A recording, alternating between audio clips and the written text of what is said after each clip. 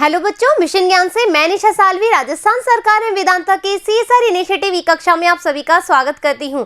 तो बच्चों, आज हम देख रहे हैं हमारे 12th क्लास का 18th चैप्टर, उसका भी भाग देखेंगे। आज हम 8वां 7 भाग तक हम कर चुके हैं, जिसमें कि 1 से 5 भागों में अपन ने पढ़ा तेल उत्पादक पादपों के बारे में, हाँ या ना।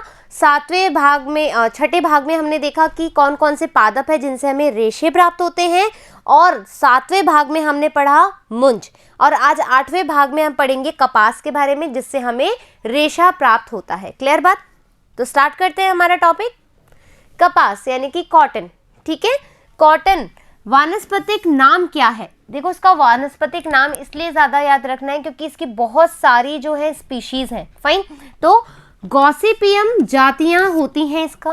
ठीक है, गॉसिपियम जातियाँ हैं, और कुल जो है वो मालवेसी कुल से बिलोंग करता है। ये आर्थिक दृष्टि से महत्वपूर्ण पादप भाग कौन सा है इसका? ठीक है, तो देखो, रेशों के लिए बाह्य बीज चौल यानी कि टेस्टा, ठीक है, पर स्थित सतह रेशे। अब देखो, सरफेस वाला अपन ने बात करी थी, सरफेस जो छठे वाले भाग में हमने बात करी थी कि रेशे के टाइप्स क्या क्या होते हैं। तो सरफेस वाला जो रेशा होता है वो कहाँ से मिलता है? बीज से, है ना, या बीज के आवरण से, बाहरी सतह से। तो यहाँ पर जो कपास है, हमने ये देखा था उदाहरण, वो कहाँ से मिल रहा है? टेस्टा से, यानी बाहरी चौल से मिल रहा है। वसीय तेलों के बीज जैसे बिनोला। फाइन, कपास की जातियाँ। अब हमें देखना है कपास की कौन कौन सी जातियाँ हैं।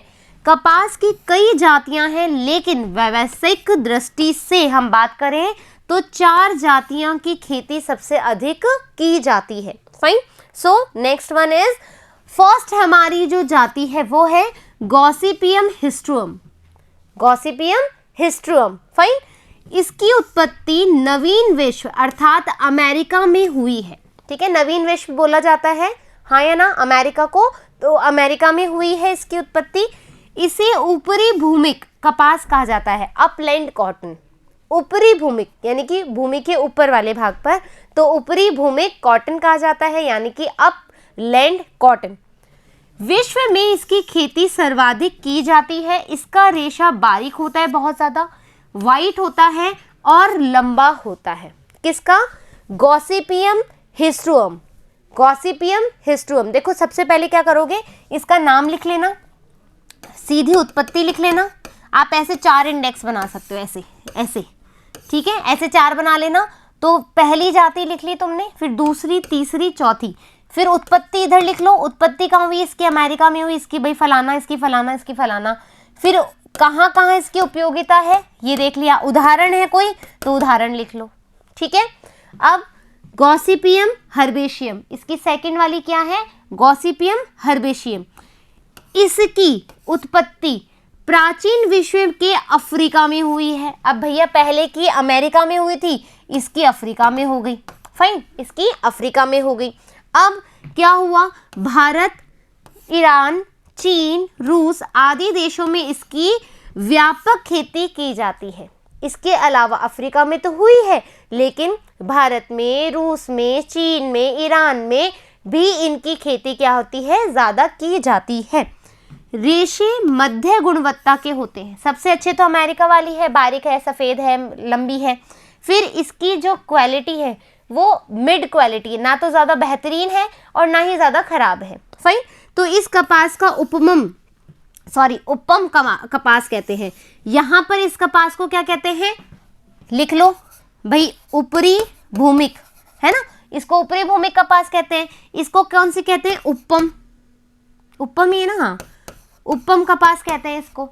फिर गॉसियम ऑर्बोरियम, गॉसिपियम ऑर्बियम। अब अपन ने क्या कर लिया? एक कर ली, ठीक है, दूसरी कर ली, अब तीसरी की बारी आ गई। तो आप लिखोगे इसका वानस्पतिक नेम क्या है? गॉसिपियम ऑर्बेरियम। फाइन, तो अब इसकी विशेषता देखेंगे। इसे देशी कपास भी कहते हैं, जो देसी कपास कहलाता है, यानी कि एशियाटिक कॉटन। क्या कहेंगे इसको? एशियाटिक कॉटन कहेंगे। इसको उत्पत्ति जो है वो कहाँ पर हुई? इंडो चीन में, यानी इंडिया और चीन के बारे में बात हो रही है। इंडो चीन में हुई। इसकी खेती भारत, म्यांमार, मलेशिया, चीन, ताइवान में की जाती है। इसकी खेती कहाँ की जाती है? तो आपने क्या लिखा? इसका वानस्पतिक नेम क्या कहते हैं, इसकी उत्पत्ति कहाँ हुआ, कौन कौन इसकी खेती करते हैं, वो नाम लिख दिया। इसका रेशा कैसा होता है, मोटा होता है लेकिन छोटा होता है। क्लियर बात। अब गॉसिपियम बार्बेडेंस, क्या होगा, गॉसिपियम बार्बेडेंस। अब इसमें क्या होगा, इसकी उत्पत्ति कहाँ हुई है, संभवतः ऐसा माना जाता है दक्षिण अमेरिका ब्राजील में हुई है। इसको इजिप्शियन कपास कहते हैं, मिस्र कपास कहते हैं। तो चौथे का नाम लिख दिया, मिस्र कपास। रेशे की दृष्टि से ये सर्वाधिक श्रेष्ठ गुणवत्ता वाली कपास है। देखो यानी कि वेरी इंपॉर्टेंट है ना, मोस्ट इंपॉर्टेंट हो गई। क्यों, क्योंकि हमें देखना है, हमसे पूछा जाए कि सबसे अच्छी गुणवत्ता वाली कपास कौन सी है, तो आप बता दो कि जो मिस्री वाली कपास है वो सबसे अच्छी गुणवत्ता वाली होती है। रेशे का उपयोग जो है बनियान, होजरी सामान, तौलिया, मुलायम वस्त्र बनाने के लिए किया जाता है। क्लियर बात। कपास के रेशे की गुणवत्ता कई बातों पर निर्भर करती है, जैसे सामर्थ्य, ठीक है, उसका स्ट्रेंथ, यानी कि जो कपास का जो रेशा है उसको अपन खींचेंगे तो उसकी तन्यता कितनी है, उसका स्ट्रेंथ कितना है, कितनी देर में वो टूटेगा, है ना, कितना उसमें खिंचाव है, ये सब चीजें देखते हैं। लंबाई और ऐंठन, ट्विस्टिंग करते हैं तो कितने ट्विस्ट आ रहे हैं, एकदम सीधा सीधा है या ट्विस्टिंग वाली रेशा है। फाइन। बारीकपन, कितना फाइबर जो है वो कितना फाइन है ना, कितना अच्छा बारीक फाइन है वो। फाइन। रंग कैसा है, क्या उस रेशे का रंग खत्म हो जाता है या कोई चमकीला भड़कीला सा रंग है या एकदम सादा सा रंग है, कैसा रंग है वो अपन देखेंगे। फाइन। उसके बाद उसकी ब्राइटनेस, मैंने कहा ना एकदम चमकीला सा, है ना, उसकी ब्राइटनेस चेक करेंगे कि फीका सा कलर है या फिर उसकी अच्छी सी चमक है। काउंट्स, कितने काउंट्स में, है ना, कितने काउंट में वो कपास बनता है। उसके बाद नेपीनेस या ओटना प्रतिशत, ये एक बच्चों काउंट्स और जो गाइनिंग परसेंटेज है ये आपको कैसे पता लगेगी, जैसे कि जब अपन किसी भी कच्चे माल को जब बनाते हैं रेशे में, है ना, जैसे क्या होता है, जैसे बहुत सारे प्लांट्स होते हैं इसमें जहाँ पर रेशों को पहले काटा जाता है, छटाई वटाई की जाती है, फिर उसको ग्राइंडिंग की जाती है, फिर उसको रेशे में तब्दील किया जाता है। मतलब बहुत बड़ा प्रोसेस है, आप नेट पे सर्च कर सकते हैं, यूट्यूब पे आपको आराम से वीडियो मिल जाएगा चीज़ का, यदि समझना है तो ये जो ओटना, गाइनिंग परसेंटेज और जो काउंट्स आती है वो एक मतलब हम कह सकते हैं कि एक इंडस्ट्रियल लेवल की जो है वो है मतलब किसी भी चीज़ को प्रदर्शित करने की यूनिट्स हैं। फाइन। तो अब ये हमें चीज़ ध्यान रखनी होगी कि भैया जो तुम कपास ले रहे हो, है ना, जो भी तुम कपास या रेशा बना रहे हो वो कितनी मात्रा में हमारे पास आ रहा है वो भी तो ज़रूरी है। मान लो एक से अपन को 10 किलो कपास मिल रहा है, मैं जैसे एग्जांपल दे रही हूँ, और एक रेशे से हमें सिर्फ 5 किलो ही मिल रहा है, तो बेहतरीन कौन सा होगा, जो जिससे तुम्हें 10 मिल रहा है, हाँ या ना। तो वो चीज़ हमें देखनी पड़ती है। विश्व में भारत, संयुक्त राज्य अमेरिका, रूस, चीन, ब्राज़ील, मिस्र, पाकिस्तान, तुर्की, मैक्सिको, सूडान कपास के प्रमुख उत्पादक राष्ट्र है। ठीक है। भारत में यह है महाराष्ट्र, गुजरात, कर्नाटका, मध्य प्रदेश, पंजाब, राजस्थान, उत्तर प्रदेश, तमिलनाडु आदि में प्रमुखता से उगाई जाती है। क्लियर बात।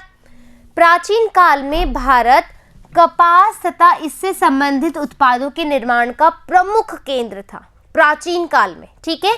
बट भारत में उत्पादित ढाका की मलमल, बच्चों ये बहुत ज़्यादा इंपॉर्टेंट है, आपसे पूछा जाता है कि जो ढाका की मलमल है उसकी क्वालिटीज़ बताओ, है ना, और आपसे पर्टिकुलर क्षेत्र भी पूछा जा सकता है, तो आप ये सर्च कर लीजिएगा कि ढाका की मलमल बेसिकली कहाँ बनती है। तो ये हमारे भारत में बनती है, लेकिन कौन से क्षेत्र में, ठीक है, ये आपको सर्च करना है।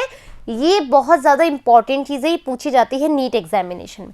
पादप प्लांट के बारे में, कपास का अधिकांश क्रस्ट जातियाँ एक वर्षीय होती है, ये एक वर्षीय प्लांट होता है।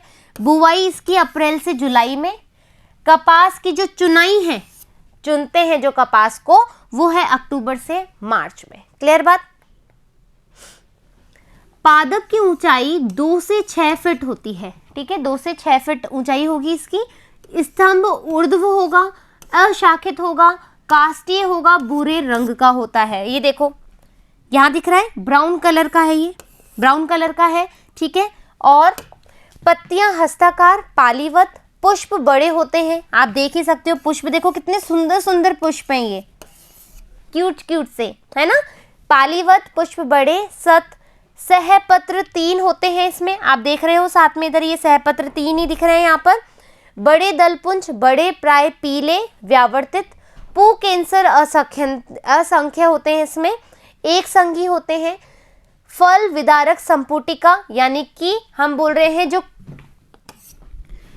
क्यूलिडियल कैप्सूल्स होते हैं, लॉक्यूडियल कैप्सूल्स की तरह होते हैं। ये दिख रहे हैं आपको, ये देखो, ये जो शेप दिख रही है, ठीक है, इसको बोलते हैं लॉक्यूडियल कैप्सूल्स। फाइन।